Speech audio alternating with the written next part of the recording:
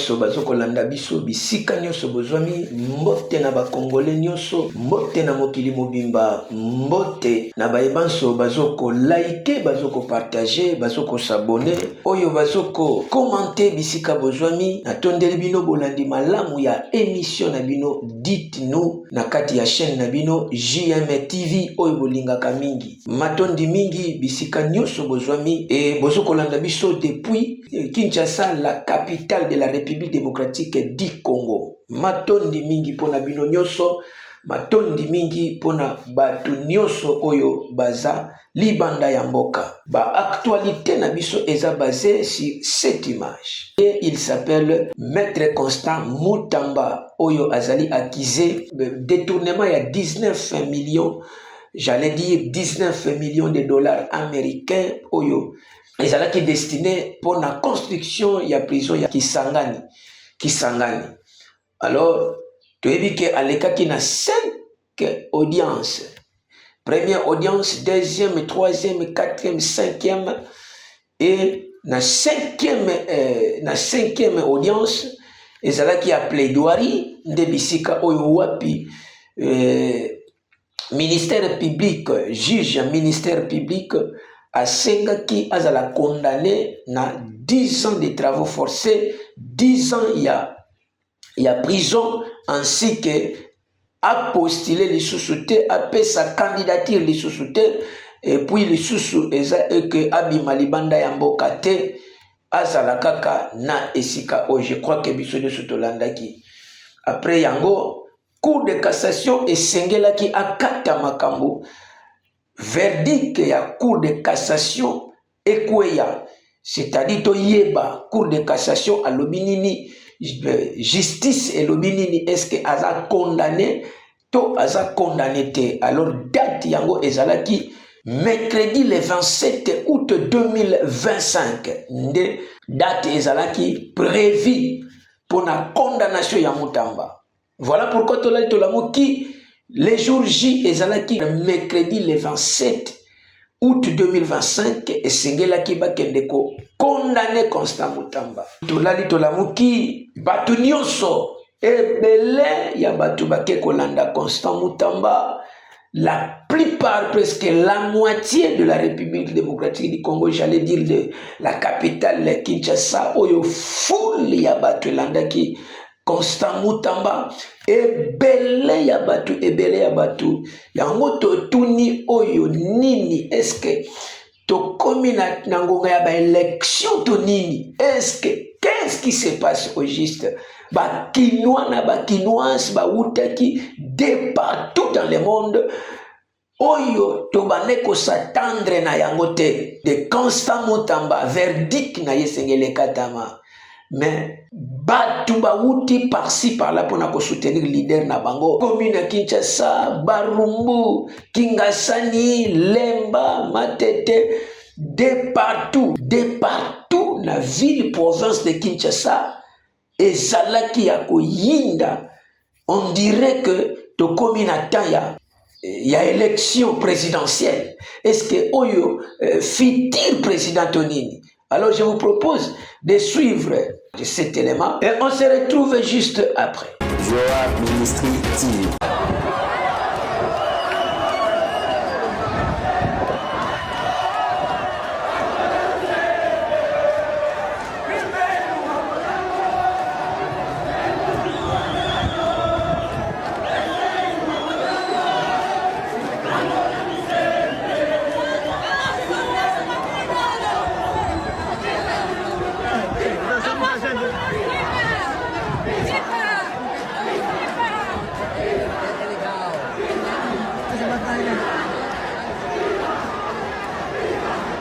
Voilà, de partout dans le monde, Bangwana, Bazokoya, Bazoko Pusana, Bisika Nyoso, Bozali, Wana population, Ezokende, Kotika, leader na Bango, Ezokende, tout droit, pour des cassations, pour Bakende Kokata Makambo. Al, Wana Nyoso, Bozomo, na population, Bandeko Balandi, Et ça vraiment yakoyinda, ça vraiment yakoyinda. Une vive tension devant le parquet. Plusieurs partisans de l'ancien ministre d'État, ministre de la Justice, Constant Mutamba, venir à un grand nombre pour soutenir leur leader. Le Lenge Bazolo Bakeno, futur président.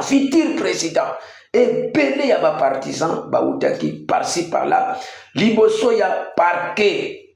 Et voilà pourquoi Bazalaki alerté la force de l'ordre, c'est-à-dire la police qui était qui place là, et alerté Bango. Et d'ailleurs, affrontement d'ailleurs Salamaki entre les partisans ya Mutamba ainsi que la police, kuna wapi liboso ya commissariat, affrontement et Salamina force de l'ordre, affrontement et Salamina police du commissariat de Kitambo. Na Kitambo wana police commissariat affrontement et salami. Pourquoi?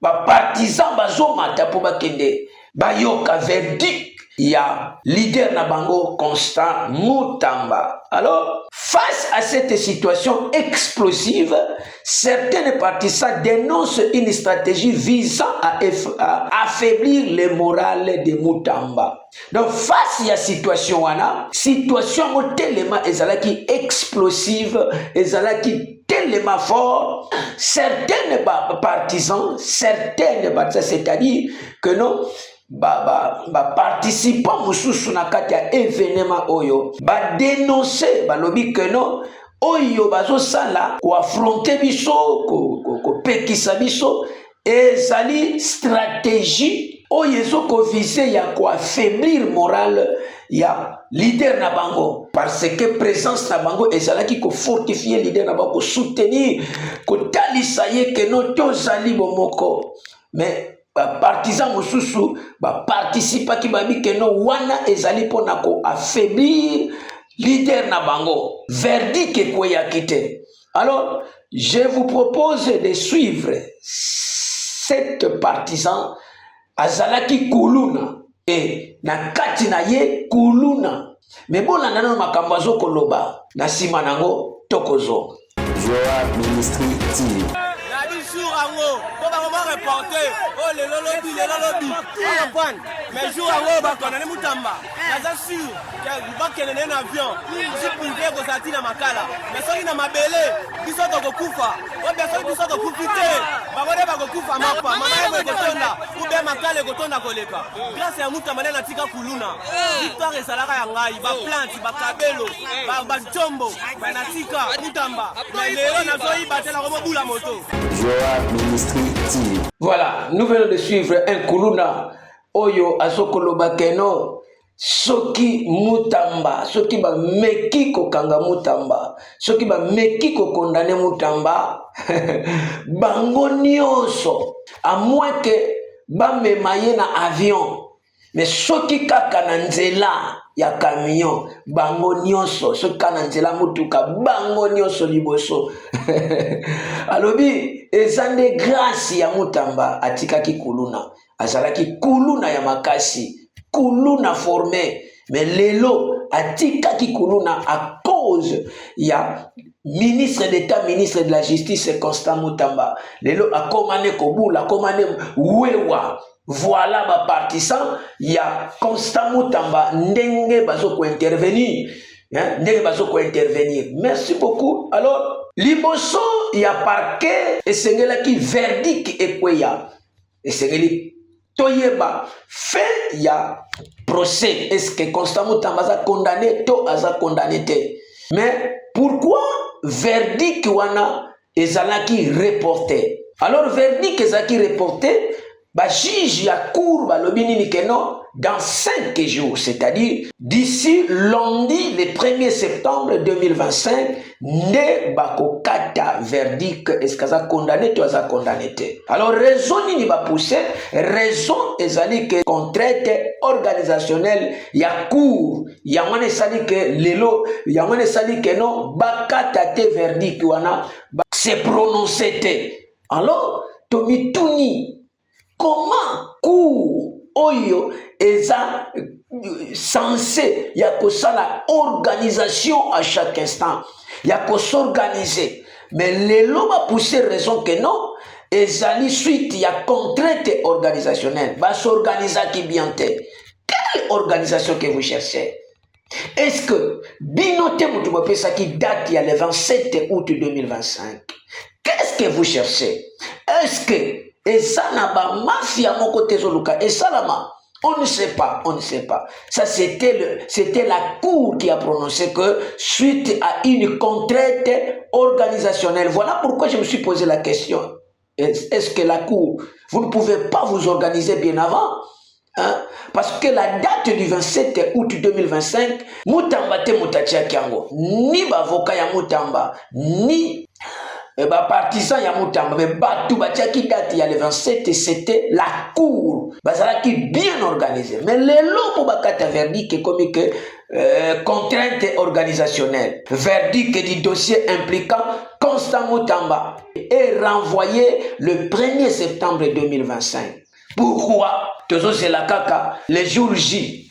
Mais écoutons les avocats du prévenu, les avocats de Maître Constant Mutamba.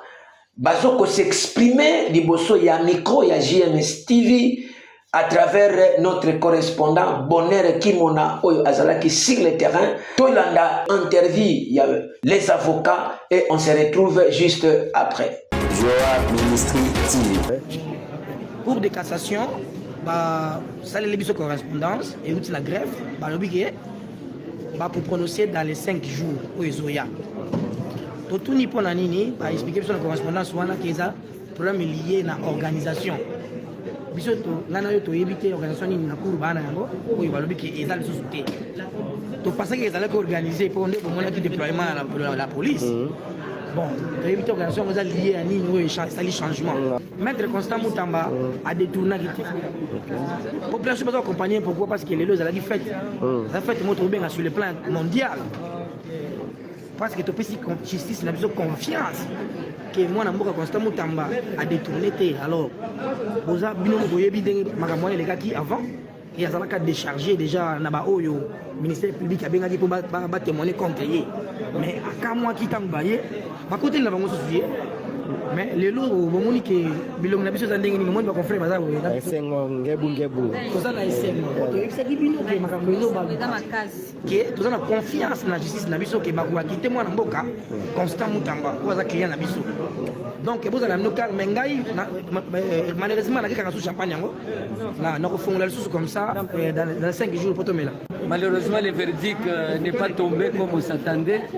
Nous voici informés par une voix de quelqu'un qui n'est pas habilité, on nous dit c'est dans 5 jours. En tout cas, nous sommes déçus. Joa Ministry TV. Voilà, Maton de Mingi Nabino Nyoso Oyoboso Kolanda Biso de partout dans le monde. Vous venez de suivre l'interview des avocats de Maître Constant Mutamba Oyo Wapi Apeselimba Makambango Ndenge Zalaki. Maître Constant Mutamba a mis comme elle a quitté déjà court et s'est prononcé que suite à contrainte organisationnelle les avocats du Maître Constant Mutamba Oyo Wapi s'exprimer lobi que suite à contrainte organisationnelle. Voilà pourquoi tu me tournes, est-ce que va s'organiser quitter, est-ce que va jouer qui, parce que avocat ya Maître Mutamba lobi ni que non déjà la police est là qui mise en place précaution nyoso émission qui mais kamwe que pourquoi qu'on reporter verdict oyo. Alors le bazar sûr que Mutamba a kozala acquitté ezali feti nde balingaki ba bandalelo bazar pe na confiance ya cour justice congolaise na oyo nyoso bauti koleka nango parce que bazar sûr que monsieur Constant Mutamba aiba quitté d'ailleurs kutu ba juge ba benga ki ba témoin ministère public benga ki ba témoin mais ba kamwe ke ba témoin ngo ba kotela ki te ba loba ki penza o etanga mi vérité bouti kolanda yango matondi mingi pona bino nyonso. Cette affaire ya Constant Mutamba ça commençait par ici. Mais dites à Kagame que c'est moi qui vais les tuer avant maman. Je n'ai pas peur de lui. Et les Rwandais qui sont ici, nous les mettons en garde. Nous ne sommes pas cette génération corrompue, cette génération esclave. C'est une autre génération qui est née. C'est la génération des années 80, légèrement 90. C'est notre génération en Afrique. C'est une génération qui est révoltée. Révoltée par la misère, révoltée par les souffrances, révoltée par les injustices, les inégalités sociales. Cette génération est l'incarnation de la génération de nos pères d'indépendants des années 60, chers camarades. Lorsque vous me voyez parler, il faut voir Sékou Touré, il faut voir Patrice Emery Lumumba. Joa Ministry TV. E banaka nde wana makambo yango lelo yo tata oyo akoma liboso ya ba juge diti akagame ngande mutu nakoke ye ni ngai te ye Constant Mutamba kokanga ye bazali une génération révolutionnaire bazali génération ya ba 80 na Afrique mobimba ezali génération moko oyo ko se révolutionner diti akagame ngani yende mutakokanga Kagame bazobanga yete diti akagame yende mutakokanga ye azobanga yete makambo nde bandaki. C'est ici où a commencé le problème.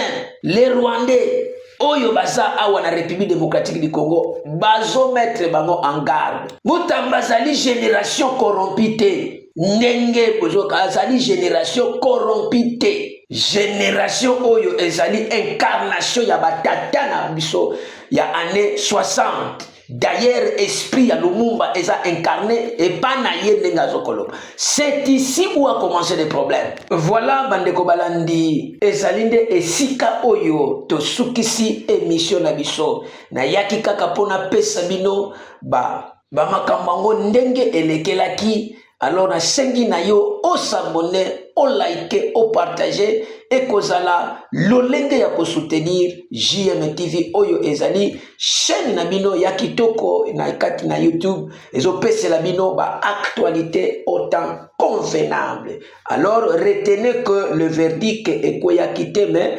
verdict ya Constant Mutamba ezali reporté le 1er septembre 2025, raison ezali ndenge ba juge ya cour balobi keno ezali contrainte organisationnelle na bangonde esali bongo. Le suspense continue. Pourquoi? Bazo banga Constant Mutamba. Est-ce que bazo banga retomber? Bazo banga nini to yebite? Balobi ke suite ya contrainte organisationnelle to yebite. Balingi ba renforcer la police. To verdiko balingi bakoyisa ekotia trouble na kati ya mboka to bazwa ki coup de fil to babenga ki bango to nini to yebite. Est-ce que pression ya extérieur, est-ce que la pression ya population, pression ya ba politicien, ya président de la République to yebite. Mais raison kaka ba pousser ezali que contrainte organisationnelle ba s'organiser qui viente. Et voilà pourquoi ezali reporté pour le 1er septembre 2025 calamité. Alors to éviter Constant Mutamba celui vous allez condamner, toi vous allez condamner.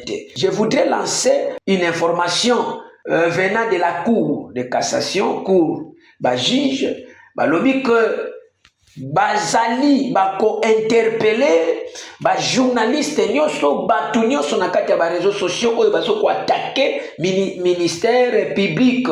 Hein? Ministère public oyo asko publier mabe oyo ako attaquer ko sala boye à cause d'un état d'arrestation parce que ça outrage contre la personne. Il y a ministère public. Alors, bande ko balandi ceux qui beaucoup ça la révolution, ceux qui beaucoup se révolutionner, ceux qui beaucoup soutenir le leader na bino to sengi na bino bosala yango na bonne difforme, bon débordé te mafinga te pour ekoya kopesa accès et pas ya diable enfin que baluka raison nini mususu bakoki kosala révolutionnement na bino bosala yango na bokebi na kitoko makasi matondi mingi bande konoso balanda kibiso. Quant à moi je vous dis restez toujours branchés sur notre chaîne JM TV, vous ne serez jamais déçus. Ciao.